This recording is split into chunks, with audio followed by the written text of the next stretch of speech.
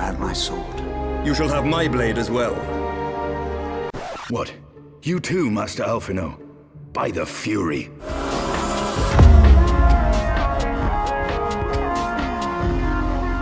Greetings and welcome back. This is Grinding Gear. I'm Garrett, here as always with my partner in Final Fantasy XIV pronunciation crimes, Kyle. How you doing, man? That was cute. That was cute. Today we're going to be heading back into our progress through Heavensward. This video, as such, is going to contain some spoilers. If you're curious how far we're going to be spoiling, it's going to be up through essentially the end of the Vault dungeon, which is around level 57 and caps off with the Sins of Antiquity quest. So with that out of the way, Kyle, when last we left off, we had just made it to the Churning Mists, and for some reason, we're dealing with Moogles instead of dragons. Yeah, a bit of a tonal shift here. Estinian gets to the top and is like, oh, and he goes like full Frodo for a moment. The eye is so angry that it's transmitting pain to him, which is awesome. We also re-lit another crystal, and I have no idea why our crystals are re-alighting. This is a middle chapter. Yeah, I don't know what's going on with the crystals either. It's feeling very like collecting all the things in Zelda, Ocarina of Time. It's like, oh, once I have all of them, I'll go fight Ganon. And now having made it up all the way through the vault, I thought this was kind of expertly placed. It's this nice little reprieve from all the dark shit we're about to experience. Yeah, it's kind of cute. We get to see the Elder Seed Seer do something. You know, no shade thrown, but hasn't been very active, at least in my storyline so far. As a Merwib stan, I will throw that shade. The Seed Seer is the most boring of the three leaders by far. Right. And she got to participate and do some negotiation and all that. One thing I love about the chain quest presentation in Final Fantasy is that all the other NPCs have to handle Bull as well. Like, never are you the only one going out and collecting 5 fruits or cleaning the Moogle den. You walk around and talk to everybody, everyone's miserable. Everyone's sweeping, I'll handle this, you go do that part. And it always feels like it's a team effort. I'm not the only one having to collect here. I'm with you. Yeah, they do. They do a good job of that. So anyway, I enjoyed the Moogle bits. I didn't think there were any like major lore bombs in here, at least by comparison to the absolute parade of lore that follows. But we meet Hraesvelgar finally. We do.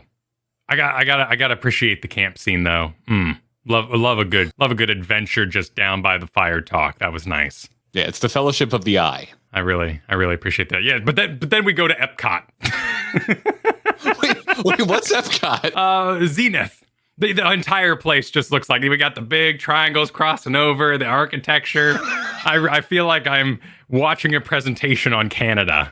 Epcot never crossed my mind, but I guess you're not entirely wrong. It needs a giant orb. There's no giant orb. It's more of like a swirly spire thing. He descends down. We blow the horn that needed fixing from the Moogles, so that gets tied in. And I did appreciate the more dog-like design of Hraesvelgar here because he's emoting to us and we're communicating on a more personal level with him. If you want to talk like, is Nidhogg badass looking and you disagree, then we're going to throw some punches here. It's going to be a bit of an issue because that guy's awesome. This guy, you know, we need to relate to him a little bit. He's got some emotion. I actually kind of like Hraesvelgar more than Nidhogg in the design department. Okay, all right. You want to know my biggest? We're jumping a little ahead here, but you want to know my biggest visual gripe when it comes to Nidhogg. All right, and this might ruffle some feathers, which actually would be Hraesvelgar because he's covered in feathers. So much of the story hinges on us understanding Nidhogg's eye situation. Kyle, you can't see Nidhogg's eyes ever. They're unseeable. They didn't design this character to where you could actually see if there were eyes in its head. Whereas, like, Hraesvelgar, it is really obvious. It is there front and center. You're like, wait, this dragon's missing an eye, so you can start to piece together the big surprise that's coming. But every time I see Nidhogg, I'm like, does he have any eyes? I literally can't tell. Now, I thought the eye presentation throughout all of this was genius. We have almost the entirety of our conversation with Hraesvelgr from one side of his head. And only after we sort of pan around our character do we even see halfway through the conversation that he's missing an eye. And the eyes are these power sources for the dragons. Eventually, when we face Nidhogg, he lands and I go, his eye's not the right color. And it was tied to the story, and it all made perfect sense. Yeah, we learn all that like in this meeting with Hraesvelgr. Right, like and I had to like go back and rewatch this a few times. Anytime I see the flat like stained glass looking stuff, I kind of mentally check out, and so I needed to go back and rewatch it a few times. But yeah, like we learn that. And this was like where I really kind of struggled, I guess, to comprehend, because I guess I didn't go into this with a good understanding of what Ishgard's history was, or at least what they were claiming their history was. But that's kind of the crux of this entire scene, is Hraesvelgr giving us the full layout of like in that time, not humans, they're Ellison, but the man learned a lot about us. And once they learned that our eyes were sources of power, well, some of them decided to ambush my sister, murder her, take her eyes, and that it sent Nidhogg off in a rage. I almost said blind rage, but he wasn't blind yet. Yeah. So they coexisted for 200 years after Shiva became one with Hraesvelgr, which is what allowed him to stay semi-calm. What I think is badass about the dragons is this lore they add on top of it, that humans might forget, they might move on, their lives are short and complicated, they have to recover from things. But a dragon can remember the anger that it has as though it happened that day. It's cool how they frame it, right? Because it's not like Hraesvelgr is like, we have perfect memories. He's just like, listen, for you, like your life for us is like that of an insect. It's so short and meaningless. Ours is so long that atrocities from centuries back are still fresh in our minds, just because of like the compression of time when you live that long. And I that's some good world building right there. Oh yeah, like I'm fantasy as pissed as I've ever been. Yeah, so that's all really cool. And then this is like the first time, not that I thought the Holy See was on the up and up and clearly being extremely honest, but this is like the first time it's like abundantly clear that the leadership of Ishgard, they're taking some liberties with what they're teaching in history class. I'm with you there. I didn't really understand at this point what the previous presented history of Ishgard was. But what did immediately make sense was poor Iceheart getting told off in brutal fashion. Oh yeah, this was a little rough for me. I really like Iceheart, and I didn't want to believe she was like that high on her own supply, but she clearly was. She like legit thought she was Shiva reborn. It made it kind of an unexpected joy of running Coils of Bahamut for me. Was Hraesvelgr's kind of put down of Iceheart's understanding of what she thinks Shiva is, because Hraesvelgr is like, the primal, what are you talking about? That's not Shiva, that's like a shade. That's not the actual soul of the person you think you're connecting to. And it's this put down of like primals, which to me kind of tied back into our experience going through Coils when we saw that whole story play out. And I wasn't expecting to like think about it here. It's a complicated piece of lore that's clearly going to come up again, because we are on the journey with the Scions, and now outside of the Scions, with Alphinaud and our own character, to figure out the mysteries of primals and why they are able to be summoned and what their forms are. And that was a really interesting comment, that it is more of a projection, and she embodies that projection to become Shiva, but she's not actually feeling that love. It's what she thought Shiva would feel, having known what she'd known. She manifested it into reality. And naturally, she, doesn't have a good time with that realization. Yeah. It's cool stuff. It was a little like, I really liked the character, so I wanted her to be a little more, I guess, realistic or pragmatic about things. And she does later. I think Iceheart ends up, at least for as far as we are in the story at this point, ends up having a really good arc as we get to the end here. But anyway, all of this was super interesting. And then they're also like, by the way, all the Ishgardians are like from the same lineage, and they've all got dragon blood somehow from Redatusker. which I still don't quite understand, but they explain, or Hraesvelgar explains that, like, hey, if you give them like one sip of dragon blood, they're turning into dragons, and that's because all Ishgardians are from the same lineage, which is also a big bombshell. Because they ate the eyes of the Brood Sister? Right. There's a scene later on where Nidhogg says that they feasted on the power, and we don't know if that's like a channeling feast or if it's actually like a feast. That's true. It's a little weird, like kind of zombie horror movie themes going on with how dragons are handled here in Final Fantasy. And to me, I think it's wildly original. It's a cool take for sure that they explain that all the dragons we've been killing are Ishgardians. So we're kind of horrible people, Kyle. Well, yeah, I mean, we fought them there in the Iceheart arena, and they were transforming into dragon people. And, you know, the game doesn't want us to know yet because it's like, listen, time is of the essence, okay? You got to get to that Omega 4 relay. The big invade is coming, which is why we need you to go talk to Raban. Yes, there's no time for that. We need to go back to a realm reborn. This was a good aside, though. I really enjoyed this. Yeah, it did seem like story progression whiplash, but I didn't mind because I liked the story that we pulled the e-brake to go explore. Because we learned the location of the Sultana, or Raban does. It was surprising in a nice way, because we were like, oh, revenge time. Yeah, let's go get our revenge. Let's get the handmaiden, and then let's spring the Sultana. And then Lolo Rito, just like the 3D chesses, surprises the crap out of everybody and just like walks in and be like, yeah, no, this is all part of my plan. You want the Sultana? Yeah, here's the stuff how to wake her up. All delivered as smugly as possible. Oh, dude, like that was so much murderous tension. And you're just like, come on, do it. But every passing moment, Lolo Rito's making like a little more sense and being a little more helpful. So the one thing I struggled with was he walks in and he's like, as you know, we were trying to acquire through financial purchasing the Omega device. I'm like, what? Were you? What? You were trying to like buy the Garlean technology? When did this happen? I guess yeah, again, as someone who found it hard to focus during the table discussions in Ul'dah during A Realm Reborn, I got nothing, man. I got nothing. Every time we bring up the Syndicate, there are folks in the comments that know so much more than us. What I found more interesting was like so much of Lolo Rita's explanation here about how this was really just a big play to just like not wanting to upset the status quo and just keep political order in Ul'dah.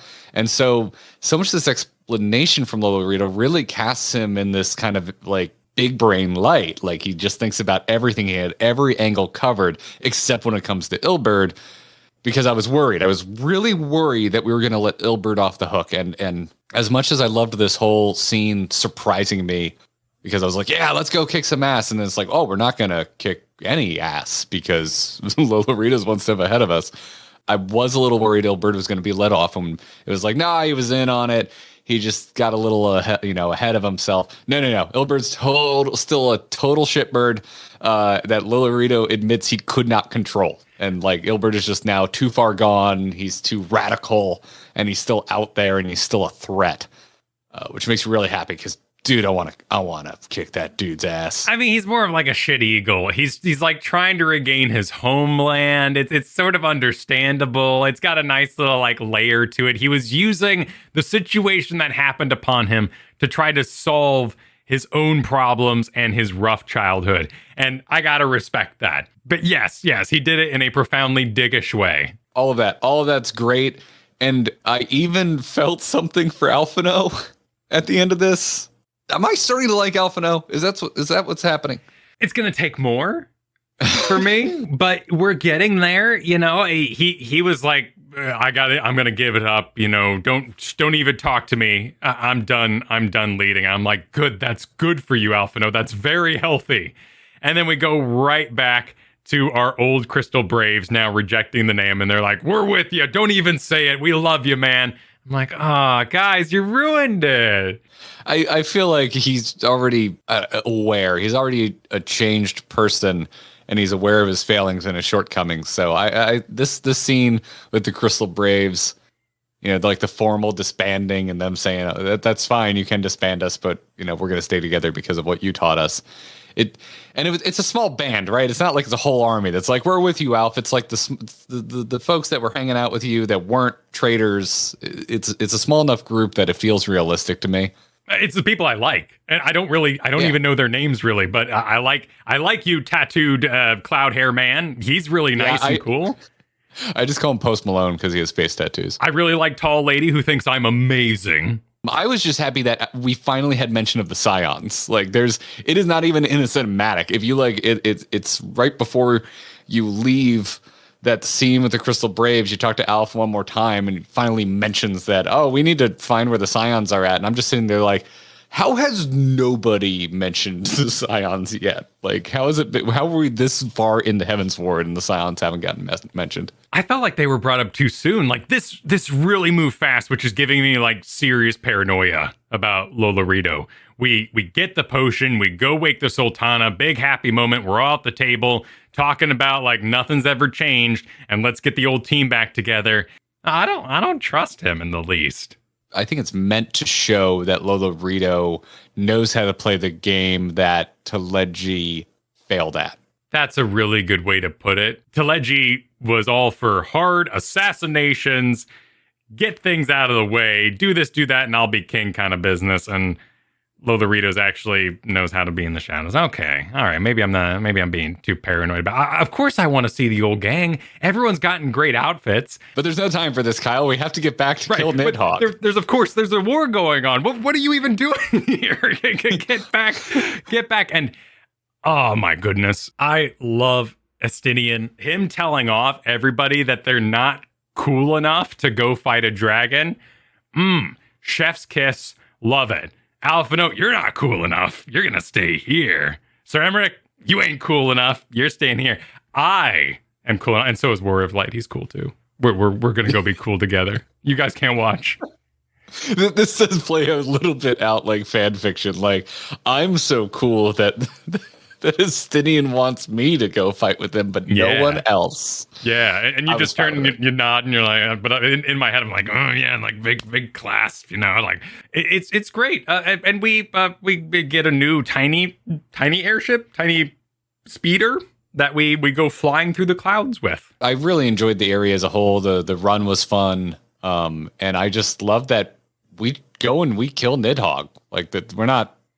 Maybe it's anime dead, but like it feels like we went and accomplished something major. It doesn't feel like, oh, you've wounded me, I will run away to the raid now. I do have a video game gripe, like one that I know has to be excusable. We're in an MMO here. There's gonna be other people. But so often they've thrown in some sort of like gather your people or audition your friends, head to the adventuring guild and see who you can scrounge up for this really deadly mission. You're scooty puffing through the air, and now there's 3 other people with you. And of all of them, this is the one that was a little jarring for me. Like, what are you doing here? Trials and tribulations of an MMO. Right. No, like mechanically, I was really impressed with this dungeon's layout and sense of objective. I did not watch a guide for this one because I was going to be healing. There was mechanics like lightning tethers attaching to me, and there were lightning rod looking things nearby, and walking to them detached it, and that made perfect sense. Estinian was doing all this like really cool eyeball channeling stuff, and at one point Nidhogg's up there on the pedestal summoning a big fireball, and a shield pops up. And thanks to Keeper of the Lake, I knew shields were good, and I ran into it. I did watch a guide ahead of time because I was going to be tanking, and I'm glad I did because I think I would have definitely died during the Nidhogg fight otherwise. My nitpicks about, I prefer more classical European dragons. I don't care. That was some serious eye candy. It looked real cool. And so anyway, we kill Nidhogg. Estinian's a total badass. We go to confront... Were you just going to speed right through Estinian being a total badass? He was a total badass. I mean, it happens so often. We would be here all day. I love that he hated his armor change color. He's like, this is gross. I look even cooler now. I'm with Estinian. I thought the black armor was cooler. Oh, okay.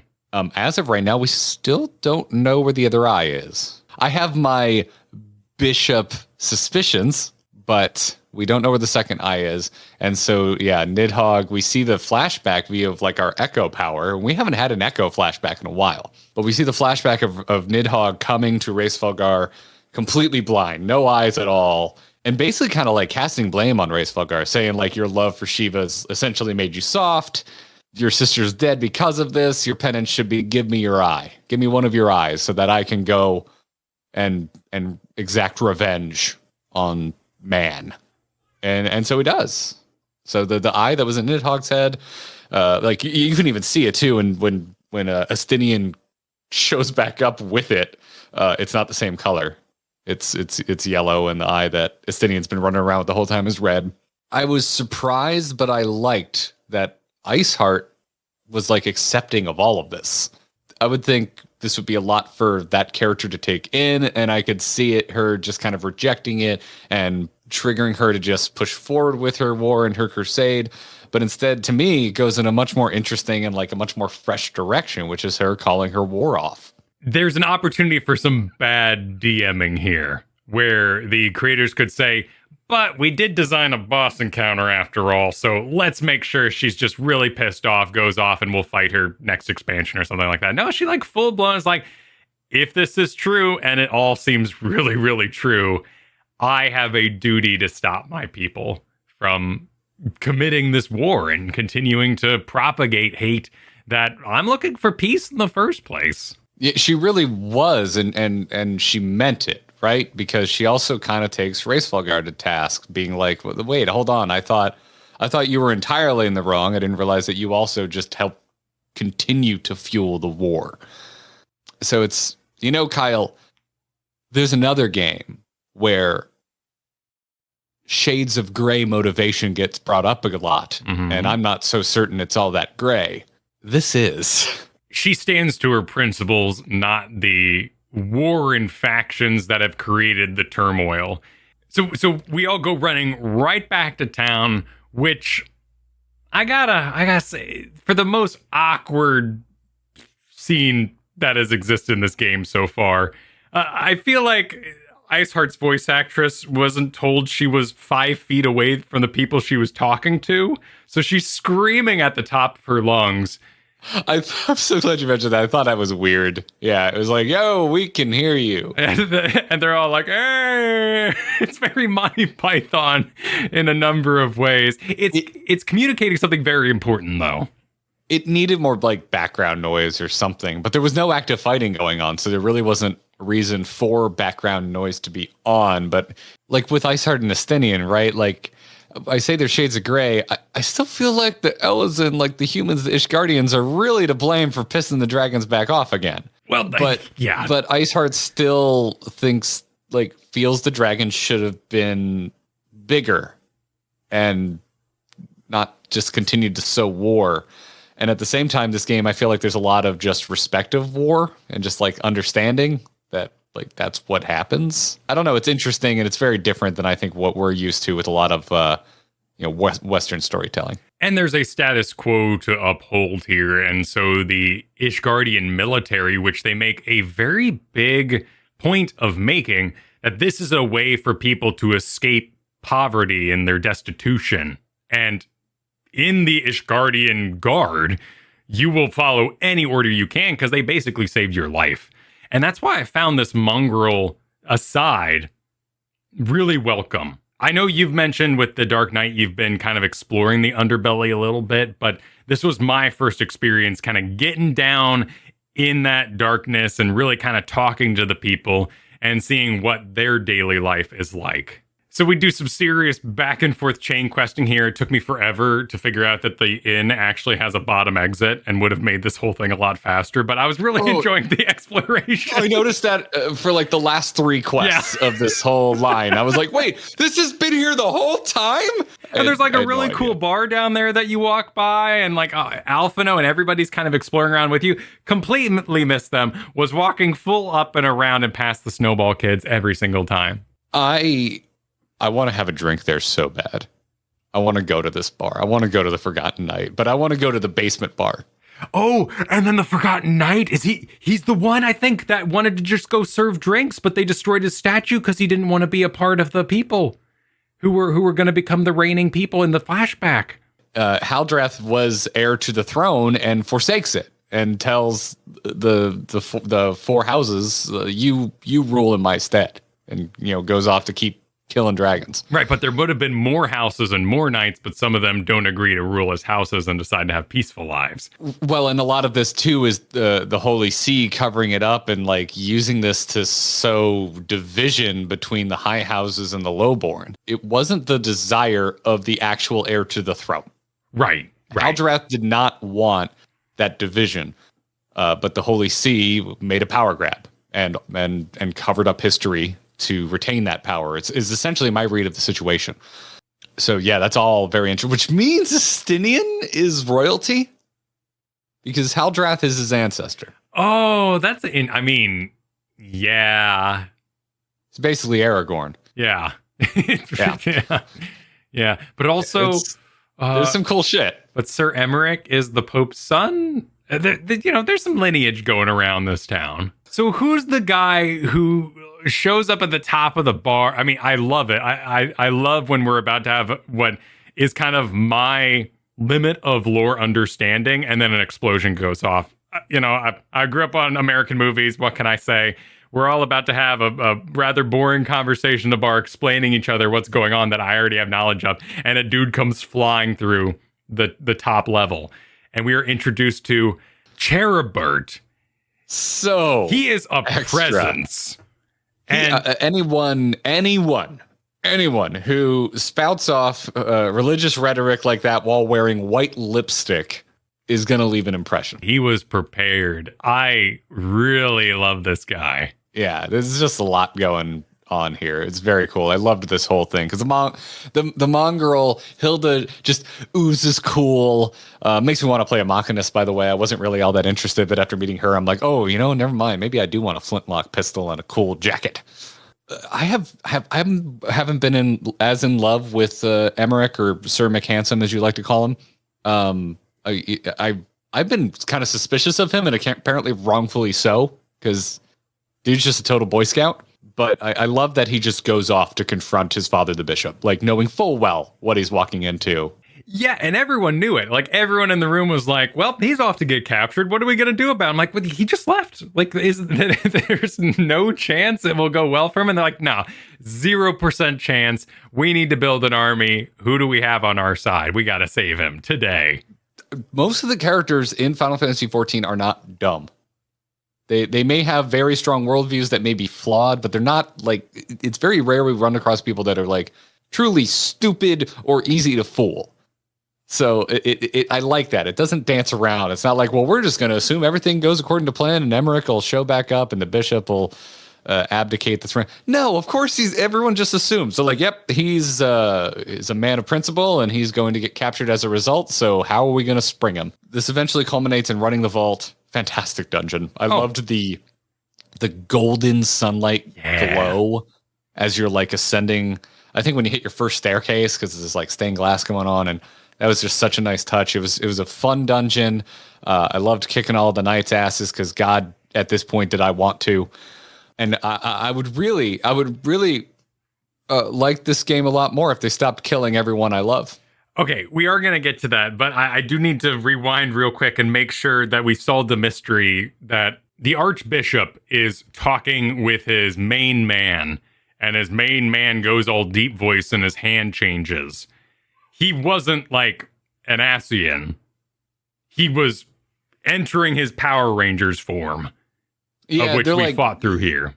Did they explain this? Because I was just like, oh, I guess they're like super knights and they have like a power form. Right. I think this is just like their purity of faith mode. Yeah, this is I'm the answer was given, but to me, I'm still confused. Like I still have questions about what this transformation is. I'm more interested in La Habrea says the time has come. It's time to kill the bringer of light. Is that us? Or is that someone else? Because we're the warrior of light, not the bringer of light. Yeah, I've noticed that too, the bringer of light. And is the light a source that we are regathering our crystals right now. So are we bringing forth the light and we need to be stopped? Or is that somebody else? I was a little confused. I was intrigued. And we're still dealing with our connection has been severed going all the way back to Midgardsormr. And I think that might be why we're refilling our crystals, but I don't know. I'm afraid to Google it to try and learn something I may have missed for fear of spoiling myself. I'm assuming that we are properly confused at this point because we don't know. Well, let's talk about the big death and the reason this seemed like a good place to kind of cap our part 2 discussion. Harshaphant, who I love dearly. I think he's got one of the best haircuts in the game. And I've always liked him, going all the way back to A Realm Reborn, dealing with that insufferable Inquisitor who was clearly up to no good. And you had this whole mini arc where you had to prove that he was full of it and kill him. Harshaphant was this breath of fresh air in a very otherwise rigid power structure when you get out to Kurthus. And I've just loved how he's been interwoven into this expansion. And boy, when he takes that shot, when he raises the shield, I'm like, oh no, it's Vegeta and Frieza all over again. So I ran this as a healer, and it's a little tragic, having just healed the whole party through. And he's like, show me that smile. And I'm like, I can give you more than that, bro. I got so many buttons that can help you out in this situation, but down you go. Yeah. It was well animated. It was well voice acted. I'm really gonna miss this character. Yeah, no, he was a beacon of light. Even taking us in there at the start of Heavensward is just kind of a joyous, well, it'll make a great story someday kind of vibe. I just really enjoyed the character. I mean, the poeticness of the shield broken, pierced through, and then immediately going back to the Count, who is distraught. It was a heavy, heavy performance all around. Yeah, it worked. It absolutely worked. It's another one of those instances where, I was warned, people were like, hey, some folks are going to go bye-bye and you're going to feel things. And I'm like, I've played video games before. I've watched fiction before. I've seen characters I love die.